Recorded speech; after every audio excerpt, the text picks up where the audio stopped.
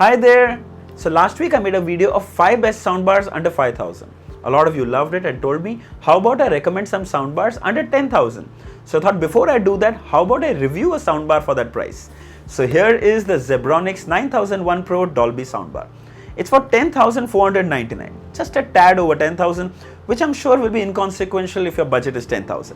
So let's unbox it, let's set it up, let's see how it sounds so that you can decide if this one is perfect for you or not. But before we begin, subscribe to my channel and press the bell icon so that you don't miss an update. Also follow me on my social media handles for more tech info. This is your friend Tech Singh. Let's get started.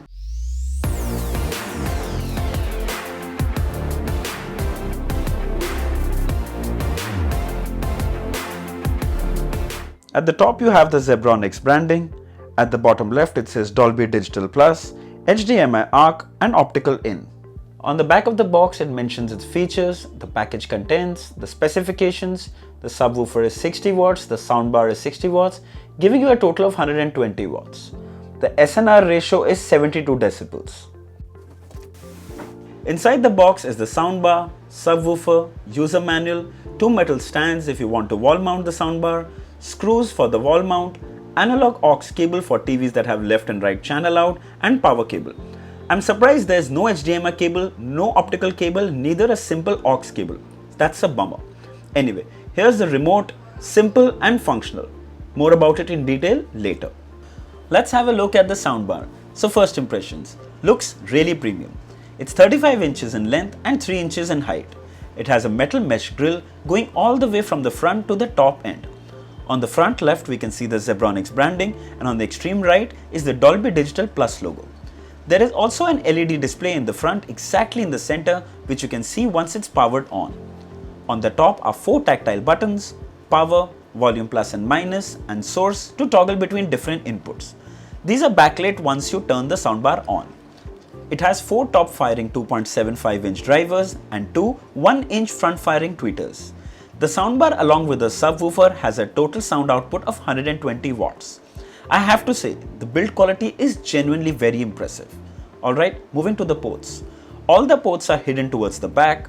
Towards the left you have the power input port. On the right is the HDMI ARC, optical, aux in, USB-A port, and a proprietary port to connect the subwoofer. Here's the subwoofer. It's 15 inches in height, 6.5 inches wide and 12 inches deep. It weighs about 4.5 kgs. It has 6.5 inch single woofer speaker on the side and a triangular bass reflex port towards the front. The subwoofer won't need any external power source. It has a wire that plugs in directly into the soundbar. The build quality of the subwoofer is pretty good. Alright, enough specs, it's time to connect the soundbar to the TV. I'm using a Mi TV for this demo, so the easiest way to connect the soundbar to your TV is via an HDMI port. It allows you to keep all your video sources connected to your TV while sending the audio to the soundbar via a single HDMI cable. The best part about the soundbar is that it turns on when you turn on the TV and turns off when you turn it off. Also, I can control the volume of the soundbar using the TV's remote itself. Amazing. Now most smart TVs selling from past 2-3 years come with HDMI ARC support. If your TV doesn't, then optical is your other best option. Optical connection also produces excellent audio quality. And just in case your TV doesn't even have optical, then 3.5 to 3.5 aux cable should also suffice. But the audio quality will be comparatively inferior. So let's connect the HDMI cable. One side of the HDMI cable connects to the soundbar and the other end to the TV. Let's connect the subwoofer cable to the soundbar and you're done. Yeah, it's that simple. So even before I've turned it on, I have a problem with the soundbar. So as I've connected the power cable, the buttons on the top are lit and the front LED has a dash indicator sign. Now 2 things. First, it gives me an illusion that the soundbar is turned on and the kind of distracting when you aren't using it. Obviously it's consuming power to keep those buttons lit. I know, it might not be consuming a lot, but I think they should have an option to turn these off. The only way you can turn these off is to remove the plug or turn off the power. Anyway, let's power it on.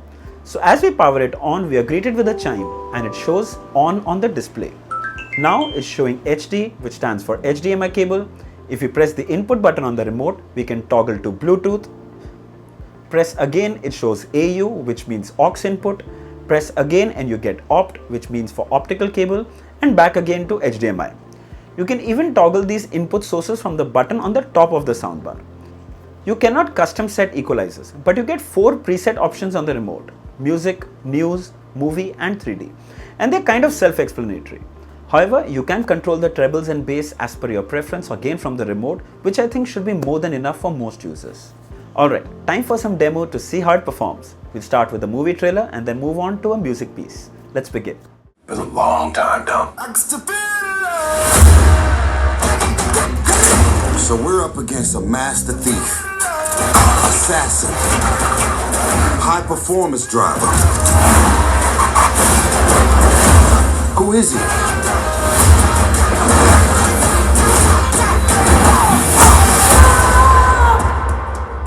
Okay, firstly, crazy loud, and the best part is no distortion even at high volume.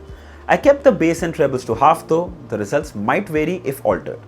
So during the trailer, the sound was so dynamic that I felt I was a part of the action sequence. Extremely well balanced and very crisp. I've played the trailer with the movie mode selected on the remote for best results. The bass was super impressive, deep and punchy, which was really surprising considering it didn't even have its own dedicated power supply. The only downside I felt is that I didn't feel the left and right channel difference as much as I would like to while watching a movie. But with a 2.1 channel system, it's hard to expect too much. Overall, the sound quality was really amazing, no doubt on that. Your cinema watching experience will go to a whole new level, I promise you that.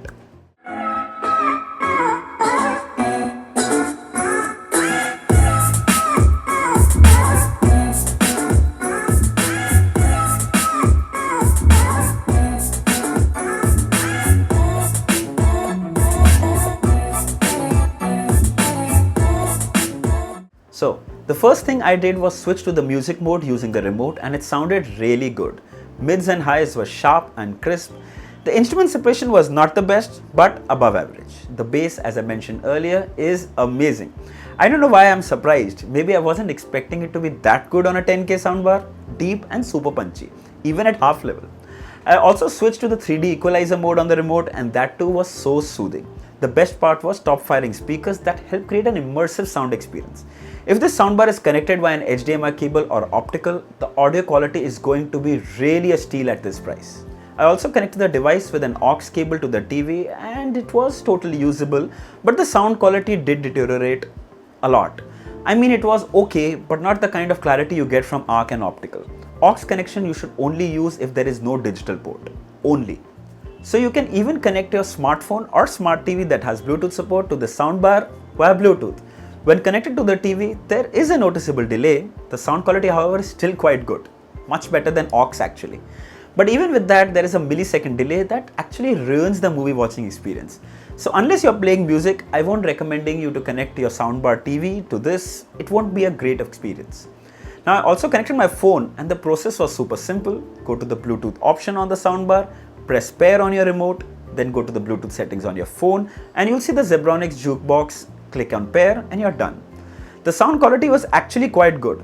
This is amazing for house parties and casual listening. So you can actually use this soundbar as a standalone music player too. Amazing. Keep streaming music from your phone, super convenient. Okay, let's talk about its cons. The buttons lit on the front and the LED continuously on, I've just mentioned that. Now the next one is a simple design flaw. The USB port is placed such that when you plug in a pen drive, the soundbar can't be placed straight. I mean, why? So unless the soundbar is wall mounted, you technically can't use a pen drive. Or if you want to, you have to just keep the soundbar raised. I mean, it doesn't make sense. However, the soundbar quality from the pen drive was actually quite good. But I still think that the USB port placement isn't going to matter since many of us don't actually use pen drives to listen to music. I think so at least. If playing songs from pen drive is your thing, then I suggest you wall mount this soundbar. So moving on, the front display LED light is just too bright if you're watching something on your TV in a dark room. It's so distracting. It gets dim though after a few seconds, but still not dim enough. When it's bright, it's just too bright for my liking. Maybe I'm nitpicking, but I've experienced this with another soundbar, and when there is just little bright light from the soundbar, it just spoils the whole movie viewing experience. Also no FM player. Yeah, let's not even include that in a con. I've seen the best of soundbars not having that, and I can understand why. Maybe a separate video on that topic. What say? If good sound quality with all the ports, including an HDMI ARC, is your priority and your budget is 10K, close your eyes and buy this. If your TV supports ARC, you will simply love it. It works so seamlessly. Also a very important which I think I forgot to cover earlier, the speakers are upward firing also. So make sure you don't keep it inside a cabinet or under the TV. Keep it a little ahead and that really help enhance the sound quality. Alright, I'll leave the link below in the description. If you'd like to buy one, you should definitely check it out. So I hope this video was helpful. Write down in the comments and let me know if there are any questions regarding the soundbar. I'll be happy to answer them. Don't forget to like, share and subscribe. Until next time, cheers.